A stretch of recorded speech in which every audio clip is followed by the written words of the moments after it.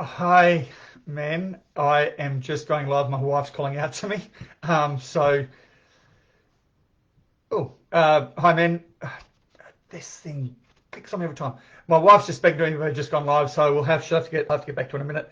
Um, I just wanted to touch base about the comebacks I spoke about this week. And we had two amazing, with three. The way that the Scorchers were down, but especially with the tennis, with Ash Barty being 1-5 down in the second set and then coming back and winning the second set and obviously winning the Australian Open, and then Rafa being two sets down, looked down and out, and he just clawed his way back, and one of the great victories in his career, I'm sure, but also in tennis history. He'll go down as one of the great fight backs of all time, considering his age, etc., etc.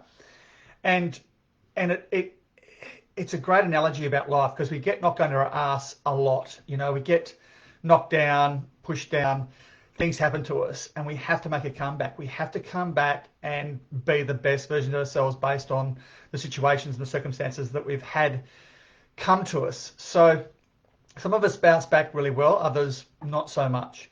For me, I was down and out 4 years ago, struggling with depression, not happy in myself, didn't like who I was, and and I was lucky, I was able to make a comeback, and now I like who I am. I have a job that I two jobs that I love, really. I love doing this, love helping men, love being a chiropractor, but I'm loving just life. I still get stressed and I still get overwhelmed with stuff. That's just human nature, but it's not dragging me down. And when you find that power and that strength in yourself, uh, as a person, then life is much easier.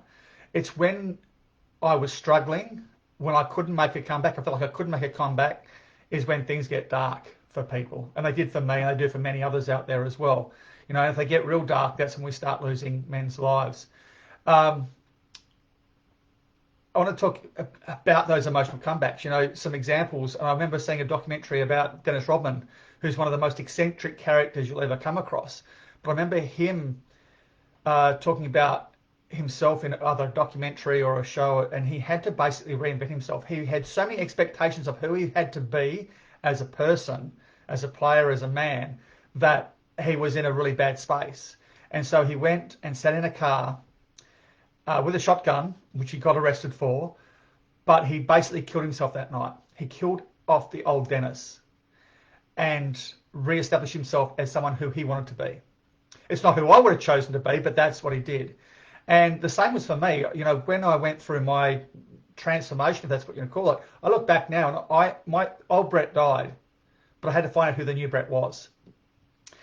And there's another great person who I look up to, George Foreman.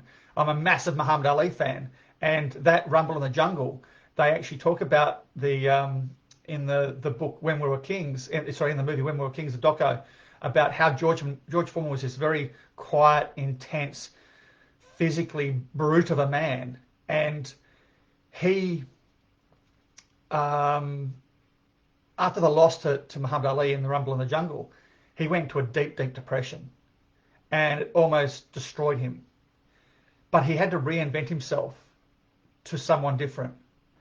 To now he's one of the most, and I think they use the words, one of the most um, likable people in US culture. And this is going back 20 years ago. The George Foreman grill, and he's quite a happy character. He had to reinvent himself because he had to make a comeback emotionally, because what he was doing and who he was wasn't working for him. I'm a massive Elvis fan, have been all my life, and he died when I was 9 years old, um, and and you hear a lot about him. But I watched this documentary, and I only finished it last night, and Elvis, this particular documentary was different. It actually talked about who he was as a person, and he was very eclectic. He was very thoughtful. He was very intelligent. He used to take bits and pieces of other acts and songs and music, and he would just make it his own. And he loved being that creative type. He wanted to become an actor. He wanted to become like James Dean. He wanted to be like Marlon Brando. He wanted to be this serious actor. And and he he lost his way, okay, and he got tied up with Colonel Tom Parker. And Tom Parker signed contract after contract after contract on his behalf.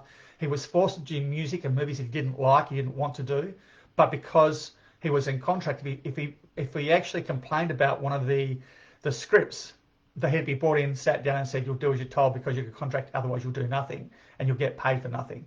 The music he wanted to do wasn't the music he wanted to do, and so in the background all the time was this Colonel Tom Parker telling him what to do. At no stage did he stand up and go, "You know what, this is done." And so he was then forced to do these 2 shows a day for months on end, and it just destroyed him. And so he wasn't happy in himself, he wasn't happy with his life, he wasn't happy with who he was. And so he was taking uppers and downers, and you know the story, he obviously died as a result. But that Colonel Tom Parker behind him, pushing him, telling him what he had to do, that he had to do that, that's like the negative voices in our own head that can tell us, no, we're not worthwhile, no, we're not worth fighting for, no, we're not good enough. But let me tell you, we are as people, we are good enough to fight for ourselves. And that little voice in the back of our heads that tells us otherwise, it's just all that shit and negativity that has been sometimes ingrained in us from childhood, you know. And everyone's journey is different. No one's the same. Everyone's got their own little baggage. And so it's really important that we understand that we can make a comeback. Even with the stuff that we carry around, even with the shit that's affected us, we can make a comeback on our own. If we're struggling, we can make a comeback. It's just a matter of finding the right people, the right support, finding the right tools, and making a decision that you don't want to live like that any longer. Like Dennis Rodman did. Like George Foreman did. Like I was able to do. And don't let other people or your own voice, your own past, control you like a Colonel Tom Parker. So, on that note, make a comeback when you need. If you want to do the workshop in 2 weeks' time to help you start that comeback, that's where I started mine, was at a workshop, then call me, message me, let me know. Because those workshops were the catalyst for me making my comeback. And everyone's capable of it. So until next time, stay safe. I wish you nothing but peace, love and healing. Love to you and your family. Enjoy the weekend. Stay out of the bloody heat. And I'll speak to you very soon. Thanks for being a part of this, man. Thanks for listening, and thanks for being a part of the journey. So all the best. I'll speak to you soon. Bye.